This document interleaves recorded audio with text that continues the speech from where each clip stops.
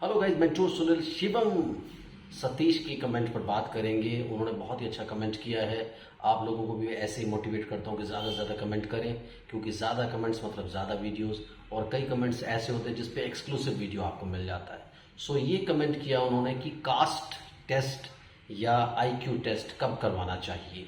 सो cast का मतलब आपको पता है, इसके बारे में एक्सप्लेन करेंगे। आप चैनल को सब्सक्राइब कीजिए, लाइक कीजिए, शेयर कीजिए, पूरी दुनिया में फैला दीजिए। मुझसे कंसल्ट करने के लिए या पेरेंट्स ट्रेनिंग प्लान लेने के लिए 8168790299 डायल करें।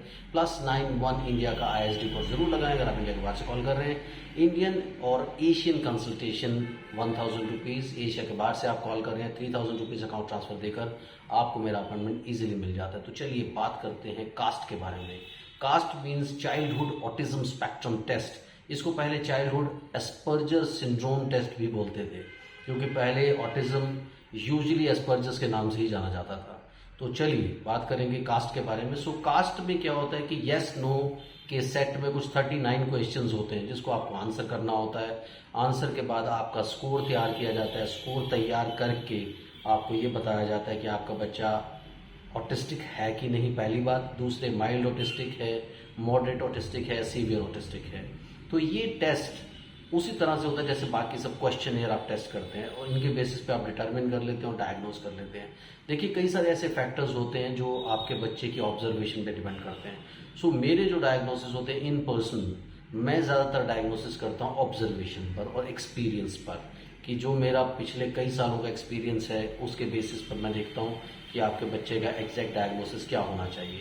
क्वेश्चनियर बेस्ड डायग्नोसिस पर मैं यकीन नहीं करता हूँ, और ना ही मैं अपने किसी बच्चे में जो मुझे दिखाने के लिए आते हैं या मुझे जो ऑनलाइन दिखाते हैं उनमें भी मैं ऐसी कोई बातें या ऐसे कोई क्वेश्चनियर एडमिनिस्टर करता हूँ। So I don't believe in this philosophy, क्योंकि मेरे हिसाब से काफ़ी सारे बच्चे जो इस फिलॉसफी से ऑटिस्टिक डायग्नोस हो जाते हैं उनमें से कई सारे बच्चे एक्चुअली ऑटिस्टिक होते ही नहीं। तो इस वजह से कई सारी कॉन्ट्राडिक्शंस हैं। आप लोग बिलीव कर सकते हैं आप चाहें तो, क्योंकि ये पर्सनल चॉइसेस होती हैं। कोई MRI टेस्ट नहीं है जिसको टेस्ट करके आपने बता दिया कि यहाँ पर नर्व्स में, न्यूरॉन्स में प्रॉब्लम है। तो ये सारे आप अंदाज़ा ही लगाते हैं इन सब चीज़ों में। तो अगर आपका स्कोर कास्ट में 0 से लेके 13 तक आता है या 14 तक आता है, तो आपको ज़्यादातर डायग्नोज किया जाता है कि या तो आप में ऑटिज्म नहीं है या थोड़ा सा आप मान के चल सकते हैं। उसके बाद बाकी की रेटिंग तैयार की जाती है जिसमें माइल्ड, मॉडरेट या सीवियर ऑटिस्टिक के बारे में बात की जाती है। तो मैं आपसे ये सजेस्ट करूंगा कि मल्टीपल फैक्टर्स पे आप विश्वास करें, तब जाकर के डायग्नोसिस को बनाएं।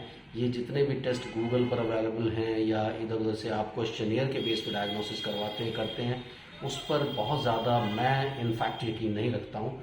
और ये मेरी फ़िलॉसफी, क्योंकि मैं खुद एक फ़िलासफ़र हूँ और मेरी अपनी फ़िलासफ़ीज़ है ट्रीटमेंट करने की या डायग्नोस करने की, तो मैं इन सब चीज़ों के पीछे नहीं भागता हूँ।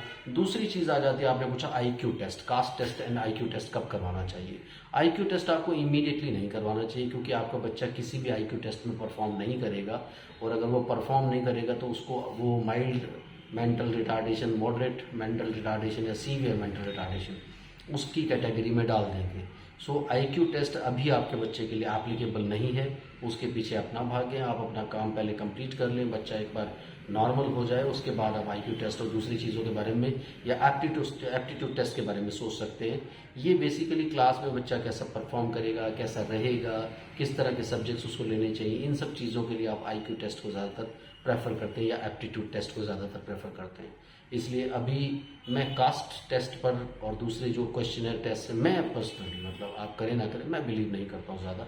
सो आप डायग्नोसिस के जो सोल मेथड है उसको ऑब्जर्वेशन ही बना करके रखें कि किस तरह के फैक्टर्स आपके बच्चे के ऑब्जर्वेशन में आता है, उसके ऊपर सारी स्टडीज़ तैयार की जानी चाहिए। Thank you very much, keep commenting, bye bye.